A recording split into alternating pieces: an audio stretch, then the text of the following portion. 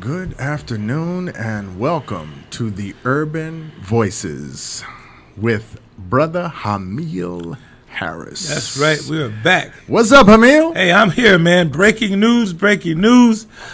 Unfortunately, it's not too positive, but sometimes it's important to report what's going on. I was at Prince George's Hospital Center.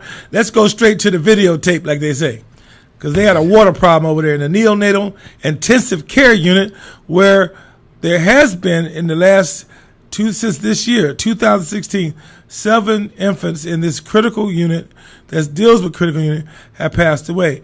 What the news is, they don't know if some of these children have been infected by Pseudomonas, this virus that could be deadly. So let's listen to the president, executive vice president of Prince George's Hospital Center.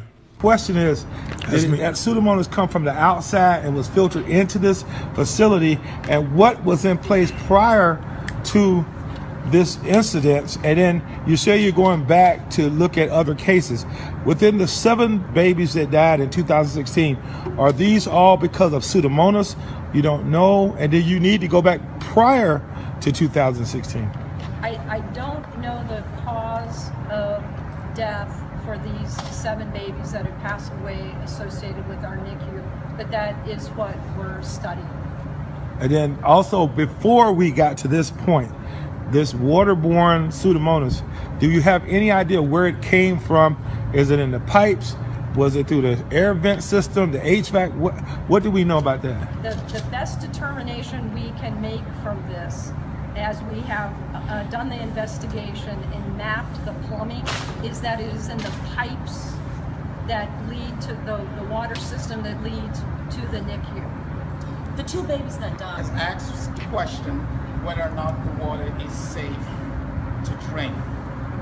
We are in constant communication with public health authorities on this topic, and we have their reassurances that no changes are necessary to our current water use practice. All available information indicates that it is safe to drink.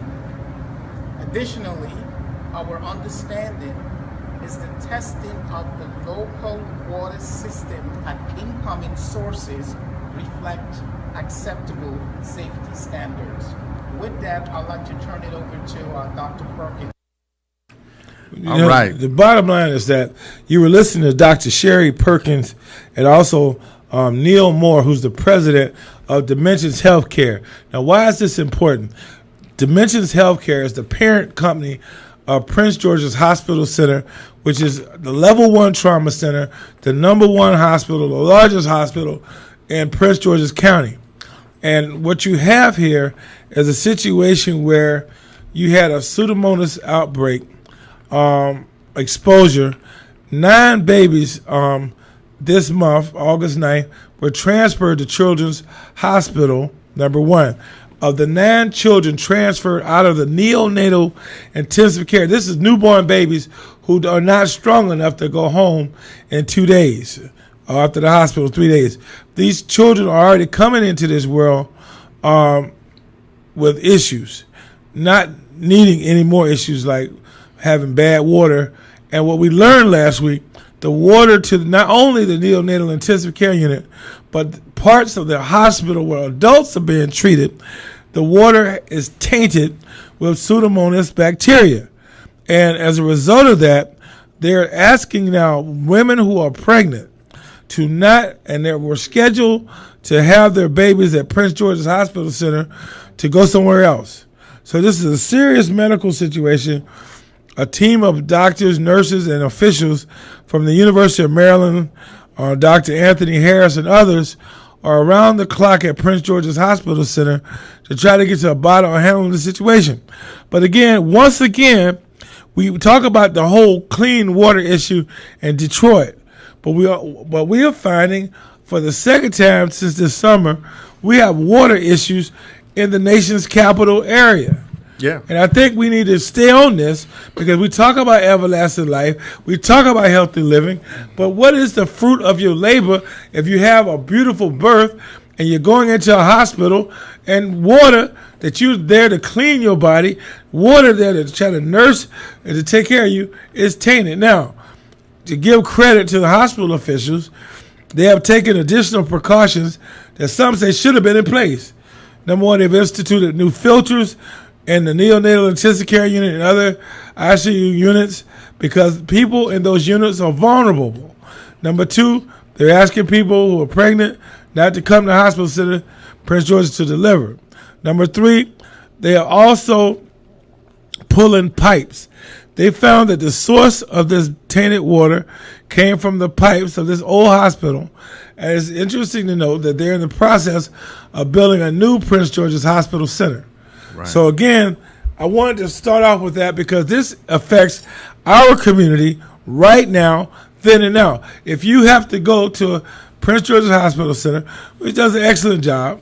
Don't drink the water. No, I'm just kidding. Well, just be mindful that everything is not cool right now. Right. And they're telling folk to if you got a baby, if you're about to give birth to a baby, deliver at the hospital. Is the hospital saying that? The hospital, that's what they said it on the video. Wow. No, the hospital said one of the precautions is they're telling expectant mothers to go elsewhere. That's revenue. And hospitals is about making money. That's and right. they're about to lose a lot of money.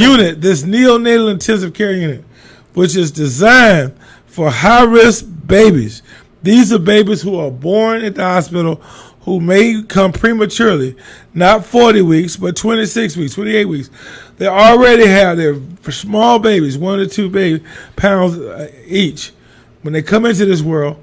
And what they're saying is right now, until we get a handle of this situation, we are not going to be delivering high-risk babies. Oh, okay. To hospitals. I got you. Okay, that's what's up. So we're learning about what's going on in the world around us. Right. What else is going on? Oh my goodness, this is a hot time. Everybody says every time we talk about Donald Trump or Hillary Clinton. What? Donald's still in the news? Oh, he's still in the news. They always say, well, it's too early. It's too early. It's not too early. This is the time. They say, well, surely the campaign starts in earnest where Labor Day. And guess what? Labor Day is 1 week away. So we know this is showtime, folks. And guess what? Donald Trump wants the African-American vote. But guess what? Donald Trump is yet to come to a historically black college. He's yet to speak in a historically black church. He's yet to talk to groups like the NAACP.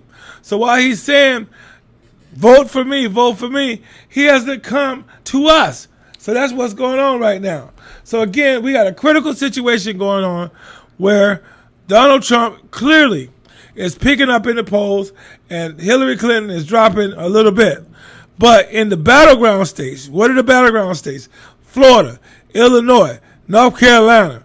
Those states, Hillary Clinton has a pretty big lead. But for the next few months, we're going to see all kind of smoke and mirrors. Yes. So don't be fooled. But the key thing, if Donald Trump wants the African-American votes, African-Americans, he needs to come and get them. That's so it. Again, I just came fresh out of Arkansas and a little small town, and it's a whole other world you get outside of D.C. Oh, yeah. I've been in, I think, Alabama, Florida, Mississippi. I've been in all these states since I've seen you last, Dr. Baruch. Wow. So I'm fired up and ready to go as a Fired up and ready to go. Ready to go. So that's the what's second thing. So again, we got a lot to talk about. This next thing, unfortunately, we lost a son of the city. Yes. Christopher Barry, Marion Barry's son, 36-year-old, died of a drug overdose. That K2 is a monster, K2, synthetic marijuana.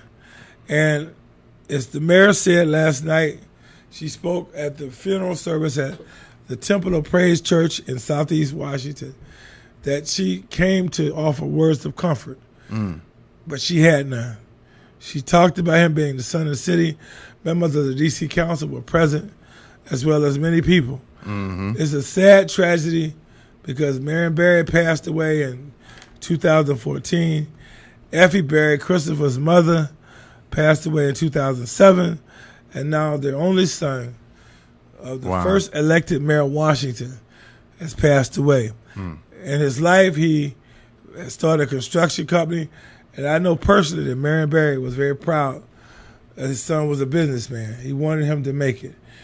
but at the same time, he had to deal with his own demons, his own situations, and I think it's a wake-up call for all of us. We need to stop getting these kind of wake-up calls, right, Dr. Baruch. It's time for us to wake up and stop hitting the snooze button. And sometimes we need to really evaluate friendships because, again, we friend people, and sometimes we friend people and allow our friends to do things that are simply destroying us. Yeah. And I'm not here to preach any morality today, but we have to evaluate when you're with a group of people and people are doing things that are self-destructive, who will speak up? Right. Is it cool to speak up? Not cool. Yeah. So, again, we had that as well.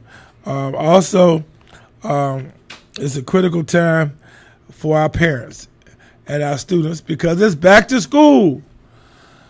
Back to school. So, again, we have, in Prince George's County, that we are located in Washington, D.C., is getting ready. The young people are going back. Today, we just had the principal in here. Mm-hmm. That's right. So, again, we want to know what's going on in the school, not just going back to school. But if the school is no different than when they left last June, then what's the point of school? Right. But we want to stay vigilant on that. We have a new member of the Board of Education from Parkdale High School. Happens to be my daughter attends, my third child. So, again, it's just, Dr. Baruch, it's just good to be here. Hey, man, it's good to have you back. It's good to be here. It's good to have you in the studio, brother, with the great wisdom and passion and the research and the knowledge and the asking the tough questions. Speaking of research, I just had one more thing since you asked me. I now, in addition to being at the Washington Post, I'm still at the Post.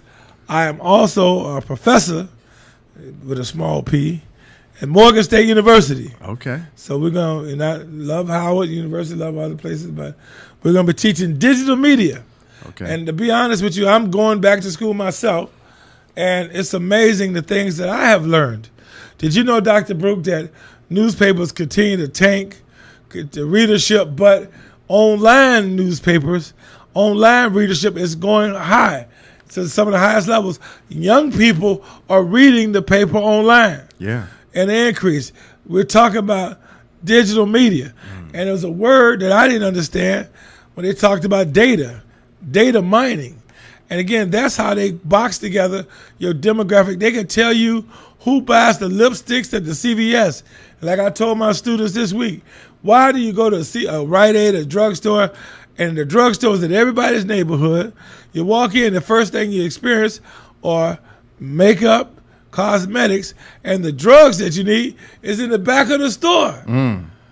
Because they know people are more concerned about their image than their health. Yeah. That's the demographic. So that's what's going on in our city, in our area, and I just hope to continue to drop by here to talk to you. Well, we appreciate you coming through, brother, and as always, it's a great time in the area of news and media. And what you shared with us today is no different than anything that you've shared, in that you always bring that keen insight and that viewpoint that is ours. And many times we don't get that. We look at the news and we're having to adapt to somebody else's viewpoint, what's important to them and what matters. And you're able to then look at a situation, talk about it, and bring back the information that matters to us. And Dr. Baruch, we are a product of change. Mm-hmm. We circulate through social media. And let me tell you something. I have found that the new multi-billion-dollar gorilla in the room is social media. From Facebook to Twitter to Instagram. It was a time I walk in the room and say Washington Post, everybody said, whoa, watch out. And they still do that, I hope. But also, this social media. Oh, yeah, it's real. Because people may not go to that town hall meeting anymore, Baruch. Yeah. They may not go to the district police headquarters. They need to, but they are chatting. They are engaging. Mm-hmm. And I tell you something, I'm still totally young. I see a young person here now, graduate of North Carolina A&T. Tell me about this Snapchat, because my daughter does Snapchat. Everybody does Snapchat is old, brother. Snapchat. Well, I know it's old, but it's new for me. And I tried to get somebody in class. Well, what we do the next time we come on, we need to bring on somebody that talks about what is up with social media. And how do we best use it? Yeah. Because they need a social media ethics class, because everybody that's friends me is not my friend. That's what's up. Amen. That's the name of my show. That's what's up. That's what's up. Okay. Well, we're going to keep it real. That's going to be my name. That's what's up. Okay. But look, Hamil, again, we appreciate you coming on board. And we look forward to having you back in now that you're off your schedule, you know, that travel schedule. That's right. We went around from Mickey Mouse Land to Arkansas, crossed the Mississippi River and the Mississippi Delta. Yes. You see, I'm kind of energized, Dr. I see. I feel better. I was about to say amen. Amen. That's okay.